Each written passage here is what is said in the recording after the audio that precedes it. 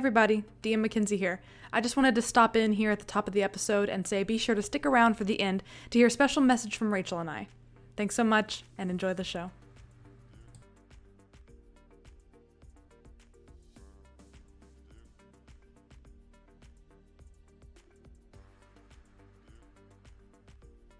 Hey there, welcome to this episode of Dungeon Wives. Dungeon Wives. My name is Mackenzie. My name is Rachel. Or should I say the bit? This is a show where I go on dungeon dives with my dungeon wife. Dungeon Wives. Or Dungeon Dive with your dungeon wife.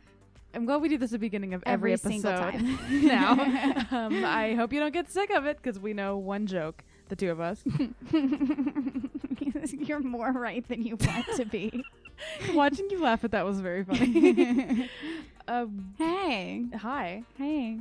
I'm speaking to our listeners. Oh, okay. Would you like to say something? No, Am I intruding? I just wanted to say hey. Oh, okay. Hi, everybody. I hope you're all holding up well. We're excited to be playing some D&D today. Yeah. I don't think we have anything to say, really. We don't have any announcements. Thank goodness. Honestly. Thank goodness. You want to dive in some D&D? Let's some deep dive into some Dragons and Dungeons. Well, this is the first opening we've had in like a while that hasn't been like 3 minutes Meandering. long. Yeah. Are you ready? I'm proud of us. Yes.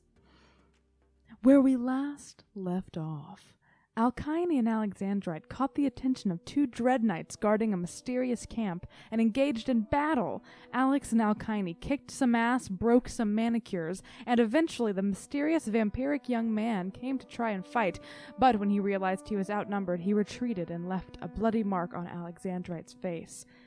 That was kind of it, because we left off with the image of the green tablet the young man was speaking to lighting up and our heroes looking on. All right, let's go fuck with that. You want to just go fuck? Okay. Yeah, let's go fuck with that. So I assume your dust devil and everything is all. Are you a wolf still? Yeah.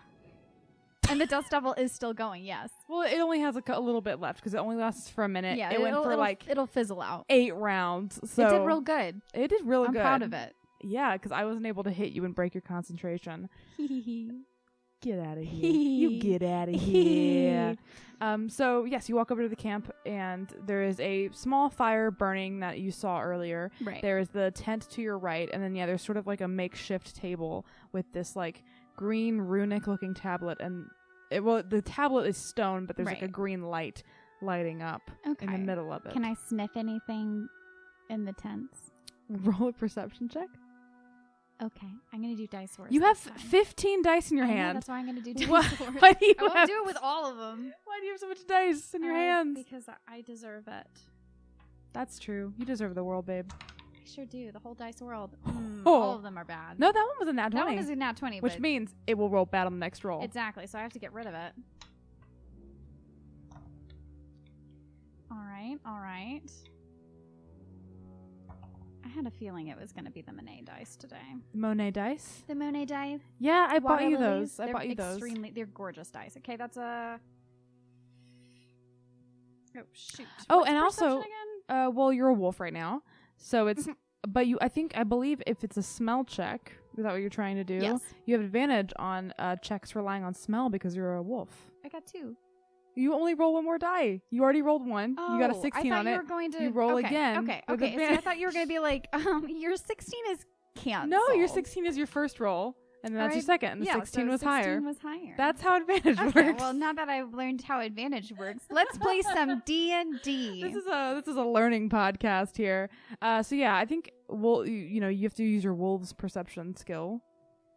Okay, so because I am a dire wolf, giant purple dire wolf right now, that 16 is now going to be a 19. Sexy. So you're sniffing in the tent specifically. Mm-hmm. You don't smell anything, like you don't smell anyone else in there. That's not even anything like embarrassing, like his dirty panties or no. I was thinking more like his mom still packs his lunch for him. I'm gonna take the fruit roll up though. That's not what you sniff. You do smell that person has been in there because you smelled him a little bit. If you kind of stick your head in, you don't smell anybody else. You peek your little wolf nose in there and sniff. Sniff. These things don't necessarily rely on smell, but you rolled a 19 on perception, so you just see these with your eyeballs. You see that there is a bedroll, kind of like a quaint bedroll. He really did just like leave all his shit. Yeah, and a small chest. Oh. I'm gonna knock that small chest around in my giant wolf paws. Like bad at it like a cat? Yeah. You do that, sure. I'm gonna gnaw on it. Nya, nya, nya, nya, nya. You gnaw. Yummy. What are you trying to do? I don't know. I'm gonna knock it out of the tent. Okay. You pick it up delicately in my beautiful direwolf jaws and present it to Alex. Okay. So you pick up this. You're a pretty big wolf, so I'm a big boy. It looks like those little bitty like kind of cylindrical treats that dogs get. You know what I mean? Those little stuffed treats. It looks like that. You carry it out to Alex. She turns kind of shocked. It's like, oh, drop it. I drop it. Oh, that's weird. And she looks down at it, and it's kind of covered in slobber now. And she puts her hand on this like large padlock at the bottom. That's sort of on it. That's keeping it locked.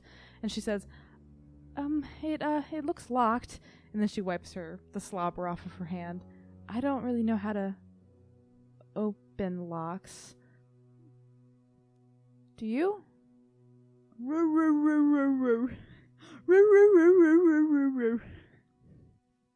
I see where you're coming from there. She kind of laughs. What do you want me to do with it? I'm gonna poof back into the spit's over. I'm gonna poof back into Alkyone and be like, I guess we could take it to like a locksmith in the next town. Yeah, we could do that. Yeah, if we don't figure out how to open it. I mean, I'm not good at picking locks. I'm not we have plenty of time to learn. Cool like that. Oh, I should. Okay, yeah. You could learn. I guess I could. Actually, I'm gonna just for kicks and giggies. Oh no. I've got all that like shit in my horns and my hair and stuff. Sure, yeah. Madam DM. Yes. My no, go on. Sweet. Yeah. Little what do you call someone who lives in a kingdom? Serf peasant. My sweet little serf. My plebeian. What would you like? Can I have a bobby pin? A fantasy bobby pin? Sure. A Robert pen, perhaps? A Robert Baratheon pen? I'm done. I'm gonna punch you in the face. Sure, you probably have something akin to a bobby pin. I want to just fuck around with the lock. Okay. I'm not gonna let you do this a million times. No. You don't have like thieves' tools proficiencies. No. You're not gonna add your proficiency to this. No. I think just roll a straight dex check. Just because that's... It's a 4. Wait, no, that was a 12. Okay. So it's a 16. No, it's a 14. Excuse me. I'm so sorry. It's I'm okay. gay. I don't have to know how to do math. It's a 14. Okay. Yeah. So you get down and you put this bobby pin in, and you don't know what you're doing. So you're kind of just I think actually you need like multiple things. But you know what? The thing is, it's our world. It's our world. So, well, good thing it's not gonna open anyway, because you put it in there and you start futzing around with it, and you don't know what you're doing. So you're literally just like moving it in circles in there, and you're feeling kind of good. You're like, oh yeah, this looks like how I've seen occasionally people do this. And this is all extremely sensual. You think you hear a click, and you pull, and nothing happens. And delicious. You fiddle around with it more, and it doesn't seem to be budging with a bobby pin. But it didn't like the bobby pin didn't like become red hot when I inserted it, or like it bit me. The lock bit me. Or... No, because even though you did not check for traps, there doesn't seem to be a triggered. You know, in her own way, she's checking for traps. By trying to activate them. By triggering them, just blindly activating them is how Alkyone checks for traps. Yeah, she's like, is that a trap? Let me touch it. And that way we'll know for sure. It and see what happens. Okay, so, yeah. Is there anything in the camp that would indicate, like, any papers, any weaponry? Not that are out, no. Well, we're obviously going to rifle through shit. There's nothing to rifle through but the chest that you cannot get open. Okay. Everything seems to be It seems to be clean. It seems like this was... So no bedrolls even? There was a bedroll? There was a bedroll. Okay. There was a single bedroll in the tent that the young man was using. There's nothing in it. When you look through it, it's literally just a simple bedroll. Right. And then there was just a chest next to it. It seems like this was this was intended to be a very quick camp. They weren't going to stay at it long. It was put up very quickly. It seems like everything that would maybe inhabit this camp is either in this chest or it is the tablet that is outside. Are the tents collapsible? It's only one tent, and yeah, it's a very simple collapsible tent. Like, We're going to take it. okay. We're not going to take it down right now, but just know that like the tent is ours now. Okay. All right. So yeah, it's like a basic camping tent that you would find in any store. So Well, now that we've meandered long enough, it's time to look at that tablet. Okay. So what are you gonna do to it? Touch it. Okay. Let me roll 15d8. Can you imagine? They didn't have time to set traps. All right. They did not. So, babadi boop bop bop bop ba da da da da. I am stalling so I can pull up my notes, and I'm gonna pull my notes up, and they're here. Are you ready for this? Really good. I could have just said that Vampire Draco Malfoy is so incompetent because he is putting so much energy into impressing his father rather than standing on his own 2 feet that of course he forgot to set traps. Once again, you're making a lot of assumptions about this character. And I will continue to make those assumptions even after I am proven incorrect. All right, so Alkyone, you are just going to go up and just straight up touch it. Oh, yeah. I love that you're like this. It's very fun for me.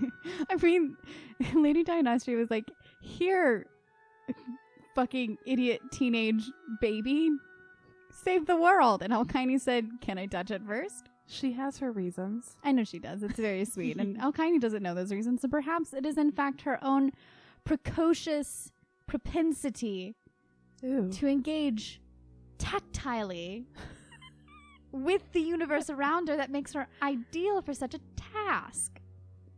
Alkyone walks up to this runic-looking tablet that is... What? You interrupt all of my things. Sorry, it's just fantasy iPad. It's Let like... me have this one. It's fantasy Let me iPad. have this one You walk up to the fantasy along with iPad. every other thing that I've gotten so far. I give you so much because you know why? Because you love me. I'm and in your love wife. with you and you're my wife. Mm-hmm. I love you so much, dude. I love you too. So Alkyone walks up to this fantasy iPad, but that is actually a just stone gray tablet with green runic writing that is glowing slightly. And she just puts her hand on it. No, I did with my finger. You put your finger on it. Yeah. Your vision goes black. You feel heat against your face as if you're sitting too close to a fire. You feel your eyes open, but there is nothing but darkness. You are straining and frantically looking around for a sight. You know that you are looking, but you can't see anything. And then all of a sudden, a giant burst of lava shoots out from the ground and opens this hole, and this unbelievably giant hand and arm begins to reach out from this molten light as the lava flows towards your feet. It grabs onto the ground, and then it begins to pull something out of the lava. You see the top of a large head come out. Your sight almost seems to zoom in to the face of whatever is emerging. You see soot-covered, cracked skin as the lava and fire is dripping from the forehead of this creature. Bright, red eyes snap open and look at you. You come back to reality. You take a deep breath in. You're still here. You're still alive. You're on the ground. You're laying on your back, and Alex is looking at you in panic, blood from her cheek falling onto your shoulder. You look over at the green tablet, and it now shows the vision of the helm you saw the young man talking to earlier. It lifts its head up. It disappears, and the tablet goes dark, no longer glowing with green light. Whoa. And you feel alive. Yeah. You're back in the world. Alex looks panicked. She says, "What happened?" And the feeling feels similar to what happened to you in the cavern with the tomb. Yes, like the feeling of like a vision feels similar, but obviously the images are vastly different, other than maybe eyes being the only common denominator. As there want to be. And she sort of holds on to you Are you okay? What happened? I know what I saw. What did you see? I saw you fall back and... How long was I out? It only felt like maybe a minute and a half, but you were kind of writhing and you looked terrified and you were trying to mumble something and then you came back. Cool. So, my end of things, I saw was all of a sudden, I was not here, obviously. I was in this like pitch black space. And then from that space, there's a bunch of lava and a very large arm. And then a head. Okay. Like a fire giant. You just saw that? Yeah. Then I woke up. And then that guy was in the tablet. I didn't see. I was looking at you. There's whoever was talking to, the main dude who attacked us. She looks over and she's sort of leaning down to be with you, and then she stands up and walks just the few feet that it takes to get over to it, and she sort of closes her eyes and grabs it really quickly and opens her eyes again and looks over at you. She realizes nothing is happening to her, and she picks it up and she kind of shakes it. She goes, I mean, it's not glowing anymore. I don't think anything's happening from it anymore. We should smash that. We should smash the shit out of that. She holds it out to you. All right, I'm gonna smash it. All right. What do you smash it on? You're on like dirt right now, so it wouldn't. Are there no like random rocks?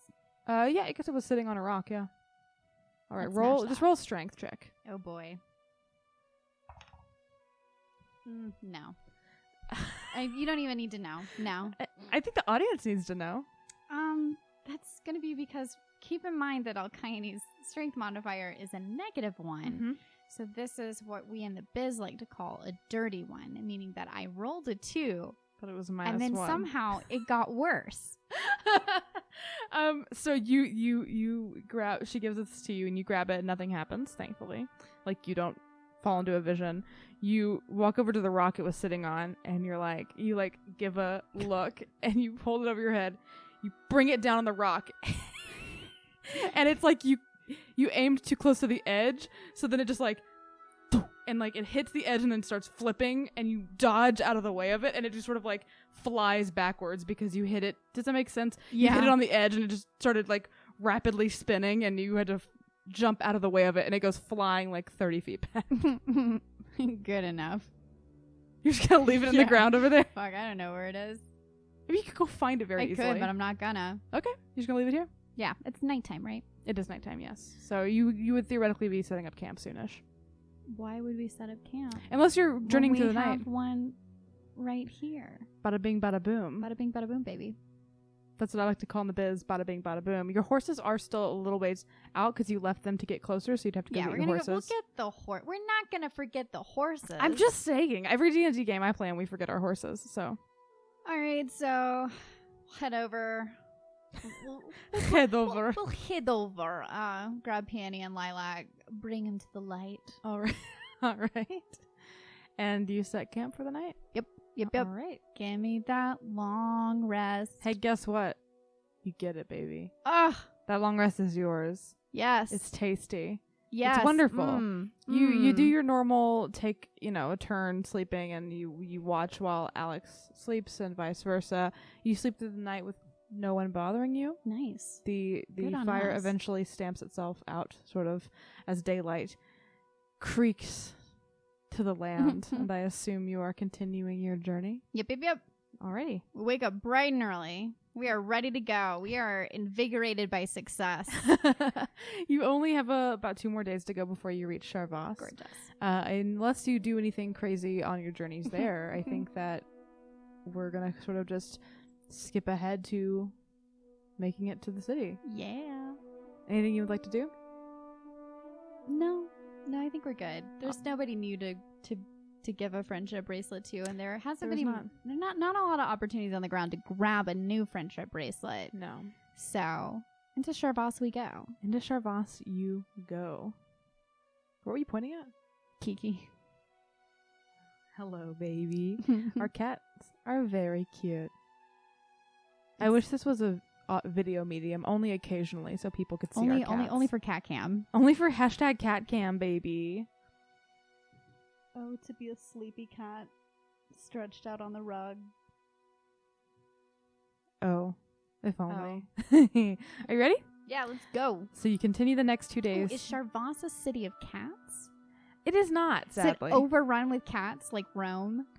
I wish, but no. I mean, like, well, there are cats in the city because cats can be cats. Pets. Yes, I don't mean like, is it all Tabaxi City? All Tabaxi, baby. No, I mean there are animals in any city you go to because that's how the world works. There are domestic pets, yes, in this Good. world, which makes it probably a little strange if folk like Tabaxi exist, but. Oh, we don't have to get into the implications of that now. But yes, there are domestic pets, whatever city you go to, probably. So you continue the next 2 days to make it to Sharvoss. Nothing really bothers you. You journey with Alex. You spend the days on horseback, talking, looking at the sights, sort of just walking next to the Gulf of Suna and looking out on the ocean. And it's kind of nice just having some days to hang out with this new friend, and you two are sort of growing closer as you continue to move in this journey together. And after those 2 days, it's about midday when you finally arrive and see sort of a city a good ways in the distance, but you will reach it within the next hour. And as you get closer and closer, you see that it is an incredibly large and grandiose looking city. Ooh. It is surrounded by a giant wall. It's like this giant circular wall surrounding the city that is sort of in this glimmering blue stone and metal. And all across the wall, there are these little sort of square areas where grand waterfalls are like falling out of the walls of the city. Oh. And the waterfalls fall into this giant moat that surrounds the entire city, and there's this giant bridge that you are making your way towards, and you see that the moat sort of kind of goes off into the Gulf of Suna, into the ocean. And you see that above the bright wall, you can see the roofs of buildings that belong to tall, slender buildings that have sort of like clothing wires attaching them, filled with bright fabrics, and there's balconies filled with large, gorgeous greenery. There's also, you see as you get closer, a large amount of people that are all across this bridge that are flowing in and out of the city, and it looks like you would assume maybe this is a busy city, but like this looks very busy. There has to be a reason. It sort of has the energy of like the Brooklyn Bridge when people are walking around, just like, you know, families, couples, animals running around. You hear music in the distance. Everything's just sort of looks happy in the sunlight. You also start hearing large pops of fireworks and kids laughing and screaming. And you also, as you get closer and closer, smell the smell of fish cooking with some of the most incredible spices your nose has ever smelled. And as you get closer, you realize there's got to be some sort of party or festival happening here. Yeah. And there was a place basically right outside the city for you to park horses if you want to go in and spend some time. Fair. Yeah, kind of. Yeah, you can park your horses and walk through the field. All right. Yeah, Alkyne's pumped. Alkyne's forgotten that she has to tell whoever the leaders here the bad things are coming. All right. So Alkyne's like, this feeling? It's gonna last forever, baby. So yeah, you park your horses and you begin walking across this sort of large moat bridge. The moat is the water, correct? So the bridge is just like the bridge. Yeah. So you begin walking across this huge bridge. There's fun stalls. There's candy, there's fireworks, there's music instruments, there's like anything you can imagine. If you want to look at some fun stuff, if you want to interact with anybody, people are running around looking very, very excited. There seems to be a very like similar theme of like blue colors sort of going on, like garlands made out of blue flowers. So yeah, that is what you see, and you begin making your way into the city. There are these sort of like there's this large sort of opening at the into the wall as you get all the way across the bridge. It takes you a very good chunk of time just because people are slow moving because they're stopping for food and candy and like costume pieces and various things. A lot of kids you see have like blue face paint on that are sort of like, they all sort of look the same. They all have like, it sounds kind of grotesque, but it's like they have blue face paint made to look like there's water coming out of their mouths almost. Okay. That sort of, does that make sense? Yeah. Like it's like their little chins are like painted blue and they have little like blue spots all over their face, and it's very, very blue, very watery kind of vibes. It's a water festival. Maybe you have to figure it out or ask about what this is. And so there's these large sort of where maybe a giant gate would be, but it is open now, inviting people into the city. It takes you a very long time, as I said, to get all the way across the bridge, just because people are taking their time and enjoying themselves. And as you walk into the city, you see that it kind of like the vibe of the city, I have to figure out how to like describe it, but it kind of has like the like vibe of like a downtown Italy kind of, in terms of like, I just watched Under the Tuscan Sun, and also I'm thinking about like 9, the movie, when the scene where, you know, Nicole Kidman is walking around Italy and singing, like those sort of like tight alleyways that are these streets that sort of very ramped. There's like a lot of different levels to this city. Does that make sense? Yes.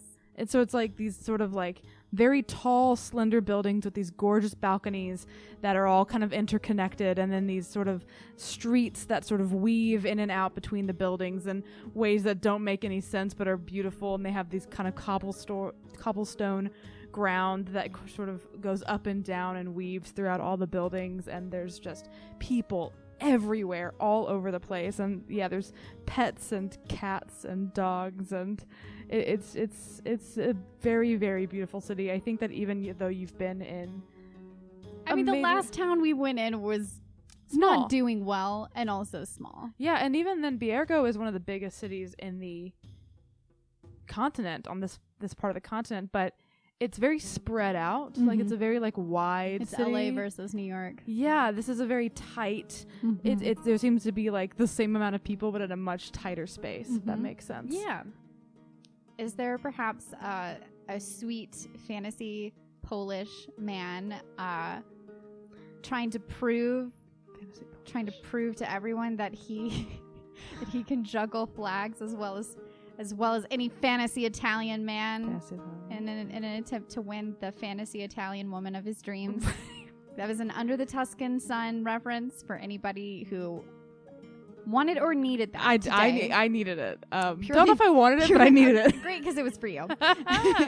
Thank you, honey. Yeah, You're I watched that movie and still did not know what you were talking about. Well, you know what? That's always the sign of a good joke, is when you have to explain why it's funny. The comedic legend. But is he there though? Is he there? Yeah, sure. I'm rooting for him. There is sort of a flag twirling competition that has a bunch of young people of all genders, on the ages spectrum. And genders. Yes, ages meaning on the youth spectrum, I guess, because you just called them young people. They are young people. Twirling flags. Like there's dances. There's almost like maypole-esque energy. Like there's a lot happening here. Okay. Well, yeah, we're just weaving through that crowd. You're weaving through that crowd. You eventually get to sort of the center of this town-ish, or like at least an area that widens out a little bit into like a square. It's probably not the center of like a park, like kind town. of one of those random parks in New York. It's not Central Park. No, but not Central Park. You know, it's there. Yeah, and so it's like a little wider area. That's the first sort of area you reach, and it widens out a bit, and you see that there's sort of this like caravan-y thing with like not a hole, but like an open side, so that's kind of like a stage, and there's like this kind of like morality play. A morality play? You mean my jam? Well, it's not a morality play, but like. But it could be. It could be, but it's like the vibe of it, like medieval theater happening sort of in the middle of this area. Like in the trailer of The Green Knight, the Dev Patel vehicle that has regrettably been delayed because of this pandemic, and I'm fine about that. I'm doing fine about that. I believe in you, honey. You're gonna make it to The Green Knight. I hope so. But yeah, so that is happening, and there's a lot of like young kids and their adult companions surrounding, watching this sort of play that is in the middle of happening right now. Beautiful. Can we kind of glean like does it look like it's more at the beginning, or does it look like it's wrapping up? It looks like it is. There seems to be some penultimate moment happening. Ooh, let's move closer. Yeah, okay. So you move closer into this sort of stage. I don't know what else to call it. What do they call them? Those things that people used to perform morality plays in the medieval ages. Stalls? I don't know. Yeah, but I hope I didn't pay attention during this part of theater history. You understand what I'm talking about. Yeah. But you see that there are sort of 3 bodies on stage.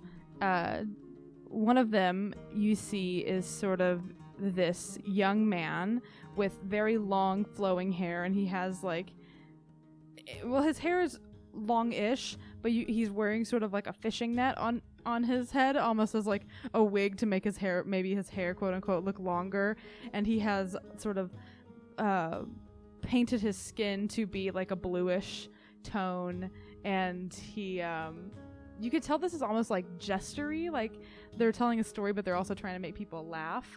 And so yes, this young man is wearing just sort of like literally like just shorts, like loinclothy makeshift shorts. LOL. And he's shirtless and he's bluish and has his like fishing net on his head, and you see that there is behind him sort of this woman looking person who is wearing sort of very like beautiful oranges and yellows, and she has these sort of like sort of paper mache looking wings that she has wearing, kind of like little fairy wings, and she has long like auburn hair, and she has this very like fun, intricate, like electric yellow eye and face makeup on, and she's standing behind him sort of doing this very like 1950s Mae West like shocked face, damsel sort in of distress. Damsel in distress kind of, and I you wanted to come up and see me sometime. Yeah. And then in front of the young blue man, there is like this kind of larger male figure, and he's wearing like very makeshift, like definitely made out of like cardboard-esque material, but like armor all over his body. Fantasy cardboard. Yeah, like black armor all over his body. And you see that they that you're coming in at a moment where the guy in blue is like jumping in front of the woman, and you see him sort of put his head away from the audience for a second and do something with his arm, and he puts his hand down, and when his cheeks look a little puffed when he turns back, and the figure in the black armor, the magic of theater, like pretends to punch him, and he turns his face out and spits water all over the kids in the front row, and the kids squeal with excitement, and the man in blue says, "You will not touch her," and sort of does like this collision with the armor in black, and they sort of freeze frame in this image of them both like punching each other like Rocky or something. And the woman in yellow is like putting her hands over her face in shock, and then this person in like a white tunic comes out and is like, "And that is when the drowned prince sacrificed his life for the phoenix." And then the woman in yellow like runs off stage, and the person in white like runs off because their lines are done. They're like kind of coming in and out as like a narrator maybe, and they show, and then the person in white pushes out like a tub, and it's pretty messy. It's not like incredible theater. I love it. It's rough theater. The person in black picks up the guy in blue and sort of starts giving him like a swirly in this tub, and is cackling and laughing, and then you see sort of the woman in yellow come back on stage and point at the man in black, and as the man in black sort of drops the body, quote unquote, of the blue man, you see he kind of turns his head to the side, so he stays in the tub, but he's not actually drowning. But he's staying there to sort of show that he is dead. Be dead. Yes, and the woman in yellow points at him, and the man in black sort of reels in what looks like pain, faux pain, as these drums start beating from behind the caravan. They start beating from behind the caravan, and he writhes in pain and eventually falls to the ground.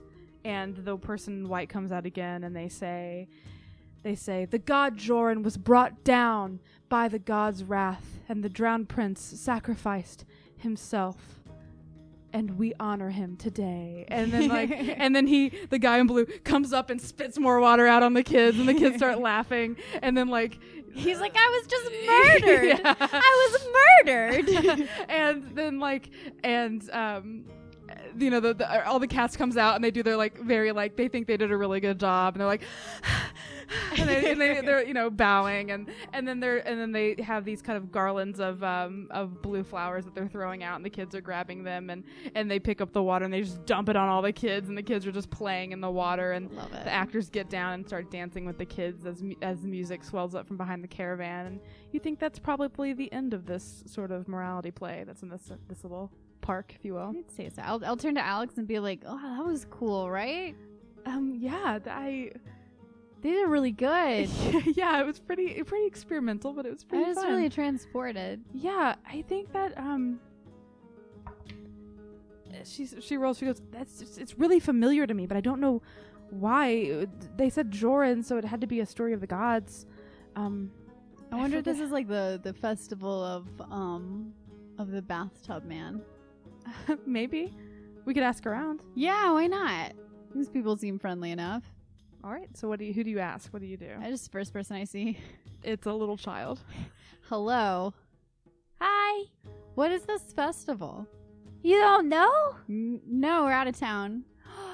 Oh, it's the best thing, and it's the best thing all year. It's so fun. It's just where we honor Khudall, and we let him know that we love him and that his sacrifices for the gods weren't in vain. And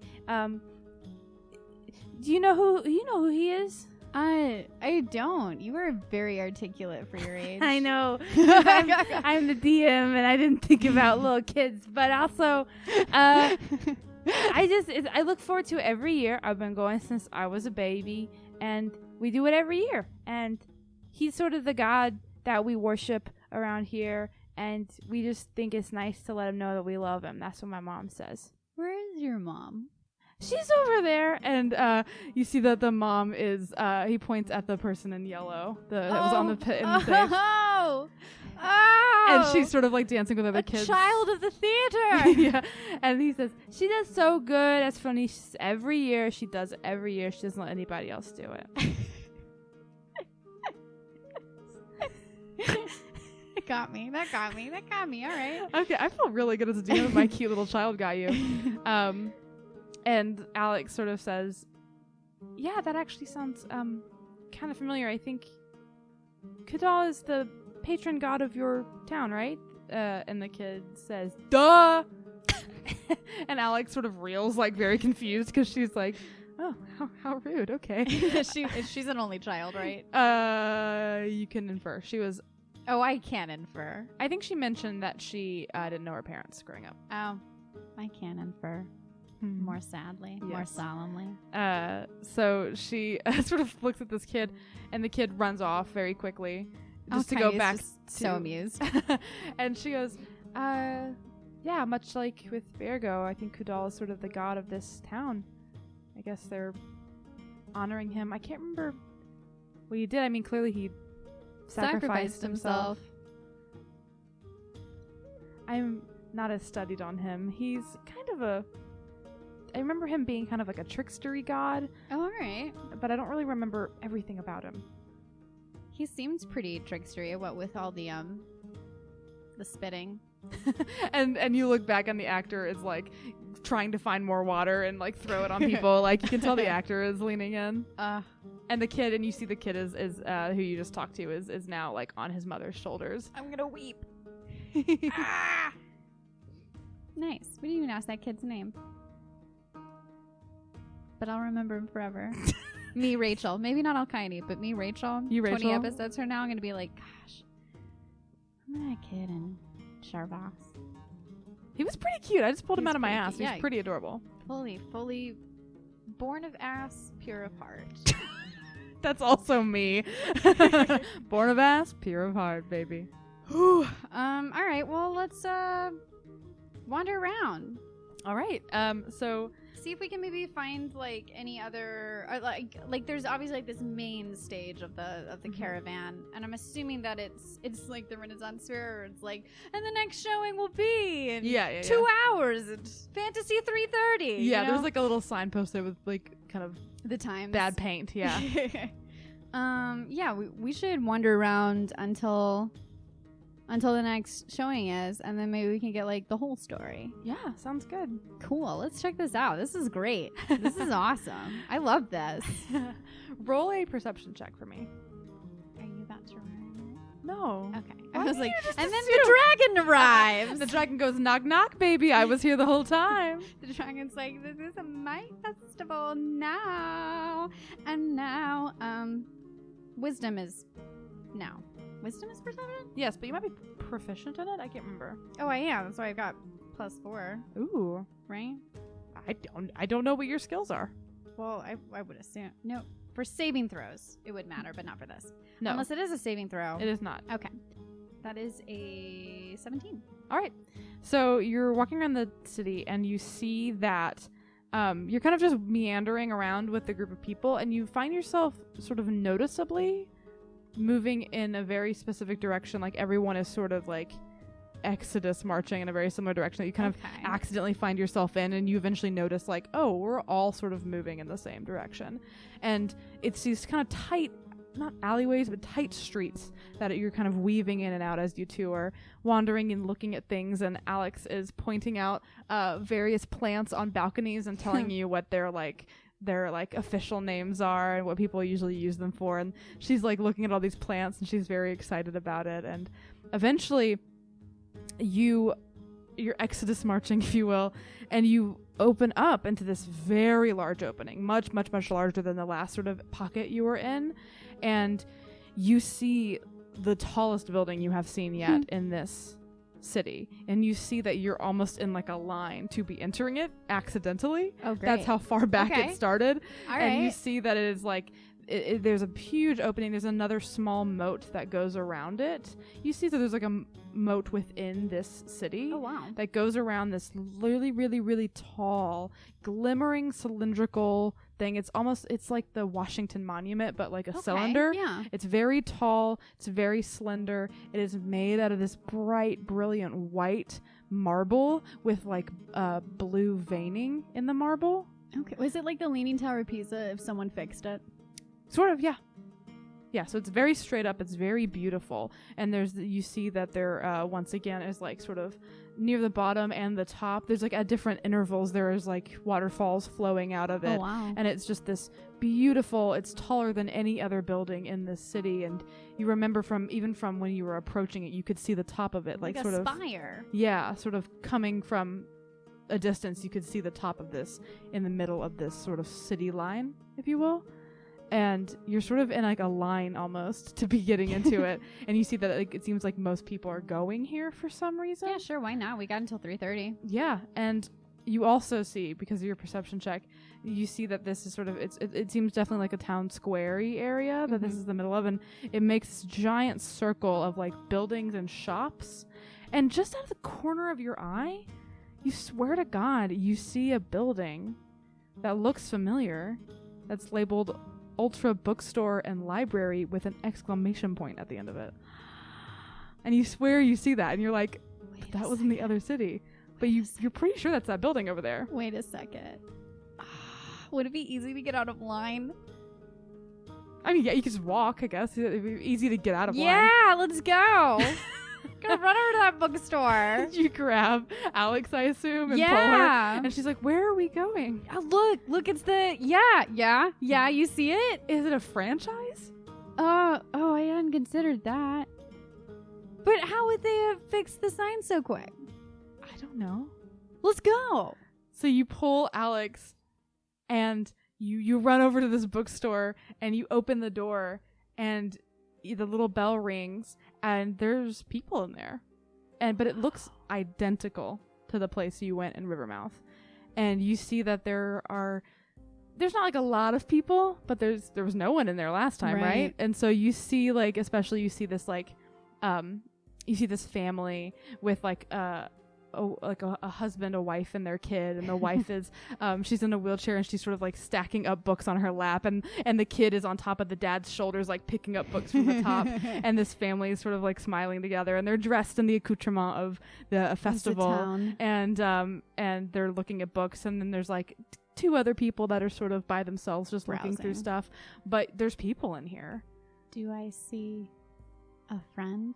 You once the bell rings, you see the similar like head of Twill pop up, or someone who looks like Twill at least, pop up over the things and kind of make their way to the front, and sees you and goes, hi.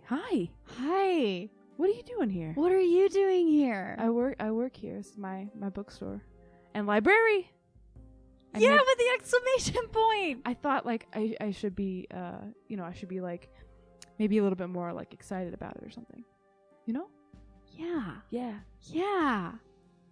So how did you move from Rivermouth so fast? I haven't moved. I'm always in the same place.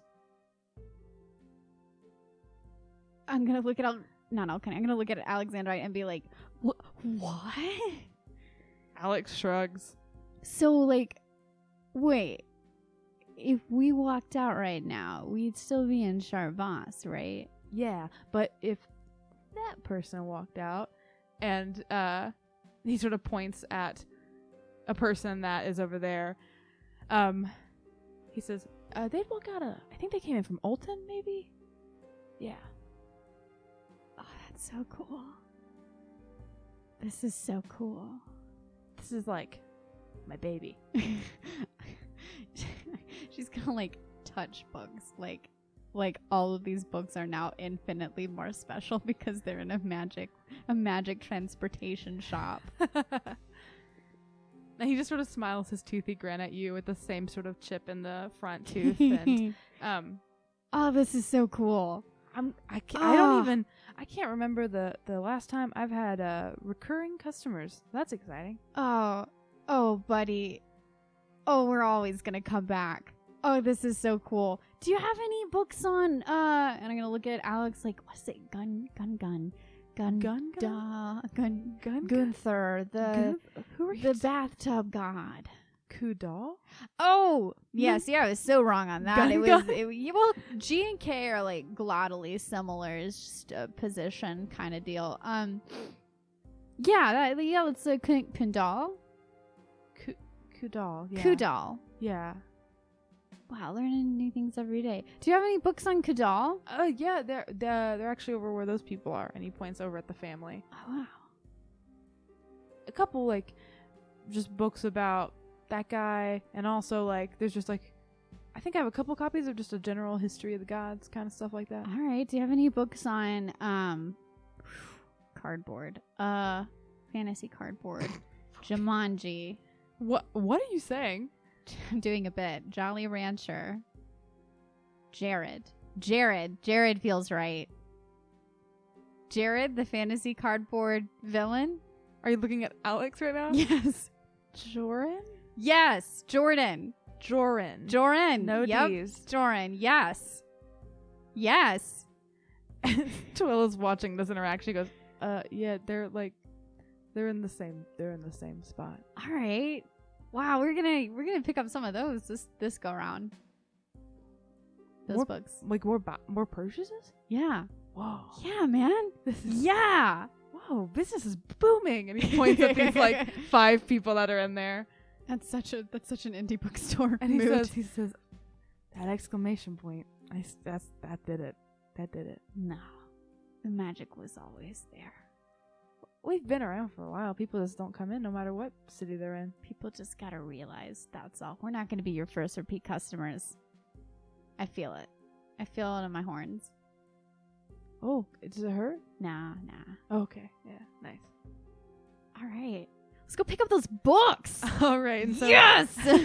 and so you sort of intersect with the family, and the wife is sort of like wheeling over, and she puts the books up on the counter, and Twill starts checking them out, and very sweet. Like, Twill is so tall that this kid on their dad's shoulders is like as tall as Twill, and Twill is like checking out the books and writing prices in the little booklet, and also making faces at this little kid, and the little kid is giggling, and it's very, very sweet.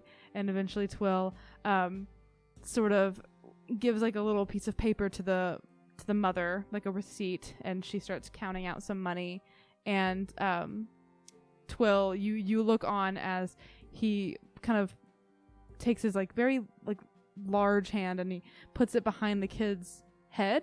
Okay. And you see he sort of does like some sort of very specific looking hand motion. Okay. And a small like little like toy boat sort of forms in his hands, and he pretends to pull it out of the kid's ear. Yes. And the little kid screams with glee and like takes it.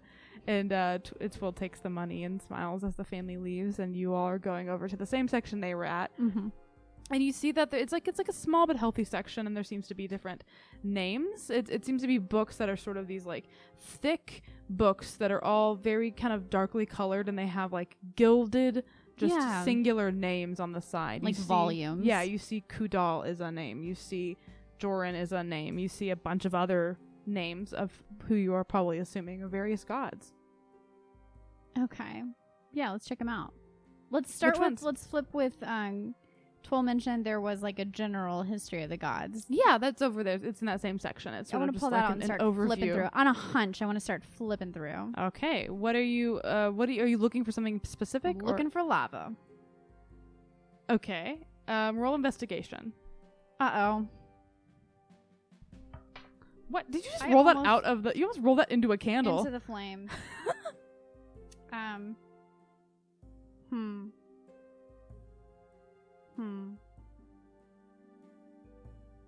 Yeah, that's going to be a 4. Yeah, you're flipping through this book and you see a lot of names that you don't necessarily recognize. You see that there are gods of like the Forge domain, maybe, but you don't necessarily see like the word lava anywhere. Okay, do I see any images that look like what I saw in my vision? With that investigation roll, what do you mean, like the hand or the head or something like that? Well, I mean, not to bring this back to Dev Patel, but also to bring this back to Dev Patel. Always. In the Dev Patel vehicle, the Green Knight, the trailer for the Green Knight, there is that moment where he is with his little fox, he being Sir Gawain, played by Dev Patel. Mm-hmm. And he looks over and there's like this monstrous, I mean, it could be a totally nice giant, but like, even though it's a split second, you get an immediate impression of an extremely enormous being, and you could pick him out of a crowd later. Not just by size, but like, I have the red eyes, I have the soot-covered face, I have lava. That was a pretty low investigation. It was a horrible roll. Yeah, and so you don't...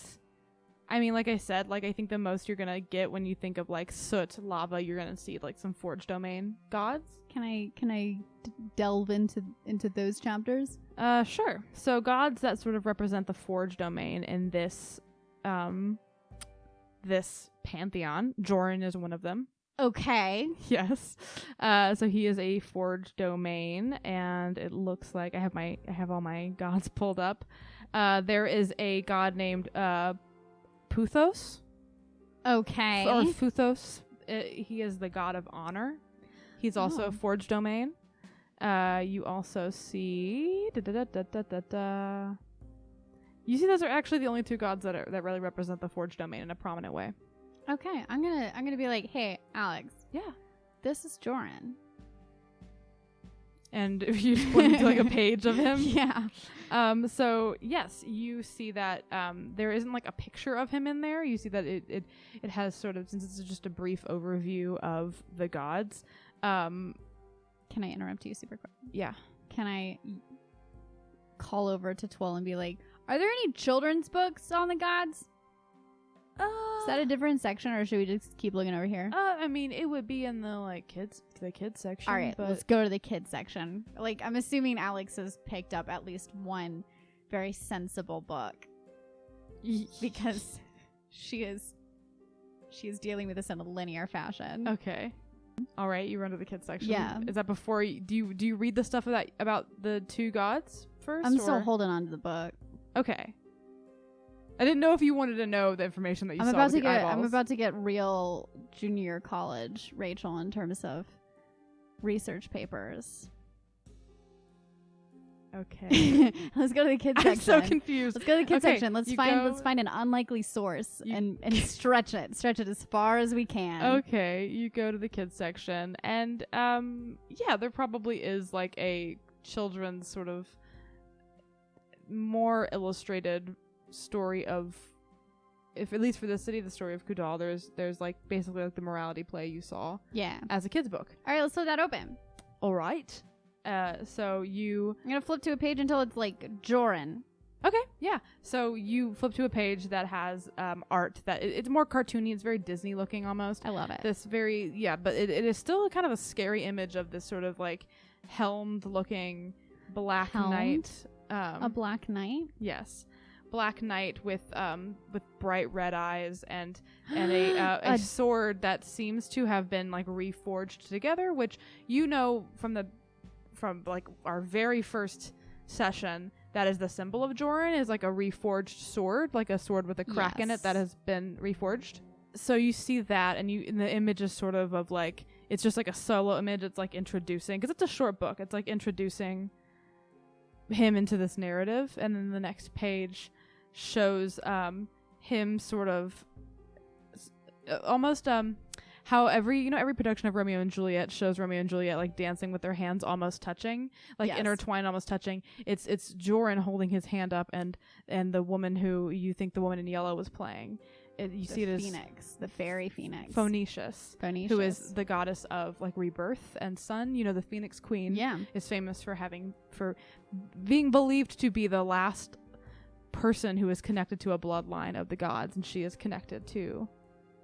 theoretically, if you believe what everyone believes, or what most people in this country, not everybody, but most people in this country believe, she is the last remaining descendant of a god, and that god is Phoenicius, the phoenix.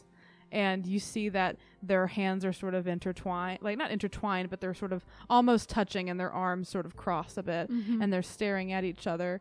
And you see in the art in the background, you see a small blue physical looking person, tangible man. The next page sort of shows this blue person who you think is probably Khudall, and Khudall, this image of him looks like a kind of very pale but blue undertone skinned man with very long flowing kind of green mermaid hair almost, and he has things sort of intertwined in his hair, and he has these deep black eyes, and you see the next sort of page is art of him, once again still cartoony and sweet, looking on at these two with sort of a pained look on his face, perhaps he's in love with one of them. You could maybe infer that, but the text suggests otherwise. The DM said no. No, well, the text in the book, it's very kid-like. It's very short, a couple sentences, but it says it said the trickster himself began to worry for his sister. Oh, that's new information. And you see the next page is now Joran grabbing at the throat of Phoenicius and pulling her in, and it's not as graphic because it is a children's novel, but you get the sense that wasn't a very nice thing to do. This is the story, and their faces are very close now, and then the next page is Khudall looking up at this bright light, this sort of ethereal looking figure that doesn't even look like a humanoid, but you can tell that it's making the shape of what a person might be. And you see that the text beneath this sort of like bright, shapeless, genderless orb of a thing my is sort ideal of form. looking, is sort of looking Men, why down. don't you look like this? Men, what is preventing What you is preventing you from like this? looking like this? And you see that it looks down and it says, "Prove yourself," to Khudall. And so, and you skipped a lot of the beginning of the book, so you don't even know really what the beginnings of this god is. We have time. But you see that the next couple pages you're flipping is him like running towards and pushing Joran off of Phoenicius and fighting him. And the next pages are this glorious battle that happened between these two gods, and Phoenicius looking on in pain and being held back by this sort of like shapeless orb that's telling her she needs to stay safe. And this is some complicated family dynamics. You see the fall of Khudall shown in this, and you see that Joran grabs him eventually, a weakened Khudall, by the back of his neck and holds him into the water until breath falls and his body sinks. And the last image you see is sort of like a hand reaching out of the water as it sinks. And then the last page is sort of like the last page is Joran turning around to a mirage of various godlike beings all standing at the ready. And you see that the text indicates, and this is when the fall and the banishment of the god Joran began. And then the next couple pages are sort of like Khudall's physical existence ended that day. He lives on. But his spirit, it doesn't say this in that many words, but if you flip in the general book, you see that all the gods at one point had physical bodies and existences on this earth, on this world. And eventually, after the war they had basically with their fellow god Joran, where they banished him, took him down, and locked him away, which is, I think you kind of learned that in Baergo. After that war, they decided, the gods, at least the creator gods, decided that gods did not need to remain on this earth, or else they would destroy it. So they all abandoned and let go of their physical selves, and because they had caused so much destruction and strife to the people they vowed to lead and care for, they abandoned their physical bodies and the gods left this earth. Wow. And so their spirits still quote unquote exist. Gods are still worshipped. Gods still have influence They've and just power. assumed a different form. And but Khudall is the only god who did not get a choice. His physical form was taken from him by force, which the gods did not even know was possible until a fellow god killed one of their own. And so that's why Khudall is sort of famous, is because he was a trickster god who led a life of trickery and mischief. He was sort of like a Hermes, I guess. I don't know, like a mischievous god. Kid brother. But when it came down to it, he risked his life to protect his own and lost his own life in the process. And he's a heavily worshipped god just because that sacrifice means a lot to people, I think. No kidding. And that's fantasy accountability. And so I think that you don't get all of that just from the kids' book, but flipping between maybe the book of Khudall that Alex brings over, the general book of gods, and the kids' book. You have all three books. They're all spread out. Surrounded. This is research paper time. Yeah, and you sort of see that, you sort of piece together that story of Khudall and this sort of city. And so Sharvoss is the birthplace of him. And you find in the book of Khudall that there is a large, sort of, for lack of a better word, cathedral in the center of the city called the Well. That is the thing we saw. That is indeed. Wow. And it's called the Well, and it is his literal birthplace. It is like the oceanic water that he was birthed in, and that's probably why people are sort of marching to the Well. No kidding. Question for you. Yeah. Does this bookshop, like, is the children's section a children's section? There's like a little area for people to sit and stuff and read, like story times. Where it's like brightly colored? Mm-hmm. Yeah. And we got all this shit laid out in the children's section, or like Charlie Day on It's Always Sunny, connecting the dots. Yes. Yeah, okay, let's neatly put the books up. All right. I want to buy the kids book. Okay. And I want to buy the Big Book of the Gods. Okay. That will run you maybe like 3 gold. Cool, let's do it. Alrighty. Go up to Twill and be like, made my selection. I'm glad you found what you needed. Yeah. Wonderful. I'm so excited to have like people that come back. That's so exciting. Oh, we're gonna keep coming back. We're gonna keep coming back, bro. That makes me very happy. Yeah. I'm very glad you're around. You're running a great establishment. What an excellent callback from my DM. Thank you. Yeah, so I'm gonna buy those books. All right, you buy those books. I'm gonna put them in my bag. All right. I'm gonna look at Alex and say, let's go check out that well.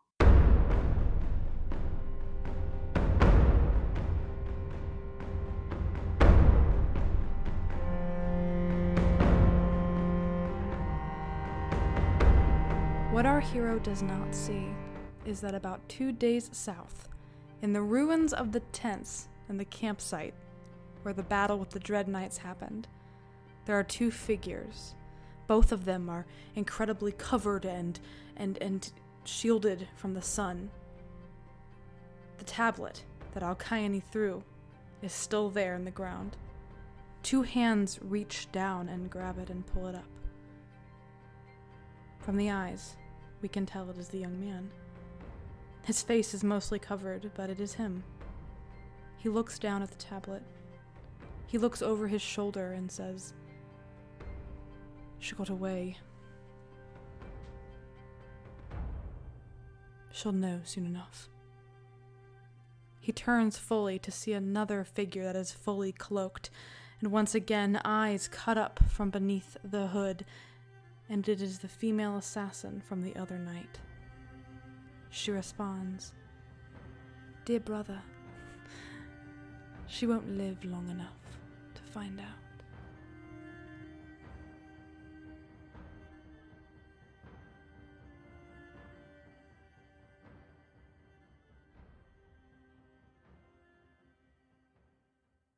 Hi everybody, thanks for listening to this episode of Dungeon Wives. Thank you. As usual, you can find us on Twitter, Instagram, and Twitch at Dungeon Wives. Yeah, we're gonna have a pretty quick social media riff because we have something more important that we want to talk about today. So there's been a lot going on lately, as I am sure you all have noticed, and we wanted to take a second and make some space to say some things that are important to us and things that are just important in general. The gist of it is that this month, all Patreon income for us will be donations to organizations in Minnesota supporting anti-racism initiatives. From this point on, content warning for police brutality, murder, and racism. We want to call out the names of George Floyd, Ahmaud Arbery, Nina Pop, Breonna Taylor, Regis Korchinski-Piquet, and Tony McDade. Black Lives Matter, Black Grief Matters, Black Love Matters. The Minnesota Freedom Fund has asked that people check out a few other organizations to donate money to, and so this month all Patreon money for Dungeon Wives will be going to Reclaim the Block and Black Visions Collective. We'll also be posting some donation links on our Twitter at Dungeon Wives when this episode drops, and we encourage you to donate yourself. There are lots of organizations that need our support right now. It's not just these 2. And not just organizations, but people, GoFundMe. Yeah. There's a lot of ways to help. It's easy to feel like there's nothing you can do. There is. Yes, you have a lot more power than you think you do. And so we are really thankful to our patrons for supporting us in a lot of ways, but especially supporting us so that we can give back to the community and give back to people who need it. Yeah, we hope you all are staying safe. We hope you're washing your hands, and we really, really hope you're taking care of yourselves. We love you all, and we'll talk to you soon. Thank you. Bye.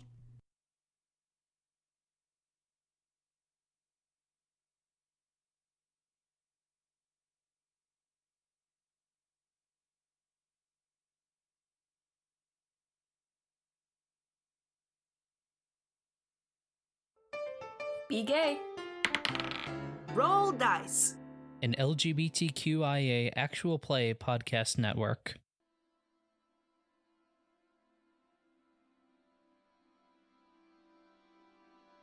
Dice out. Now. Game! This is a 5th edition D&D actual play podcast. Decla rolls her eyes. Gorgeous sighs at the amateur. Casney wakes back. Darren points and laughs. You find a potato. I give you a very disapproving look. Express disdain is a cantrip. Gasney, help! Maybe we're just celebrating life. Karen, shut up! Yay, the power of imagination. You guys done fooling around? My clothes are innocent. Why, you bastard. Casney sighs deeply. I ship it. Welcome to the dumb party. Blame the dice. It's alright to blend into the night. Dawn is going naked. That sounds like an awful idea. We left him alone for one day. Yeah, you just hear a loud dong. Well, that's not, ominous. Doesn't the sun set every single day? Yeah. No. We have a mystery to solve. Next time on Four Fools and a Chair. Casney? Nima! Dice Out Now game. Find us on iTunes and wherever else you get your podcasts.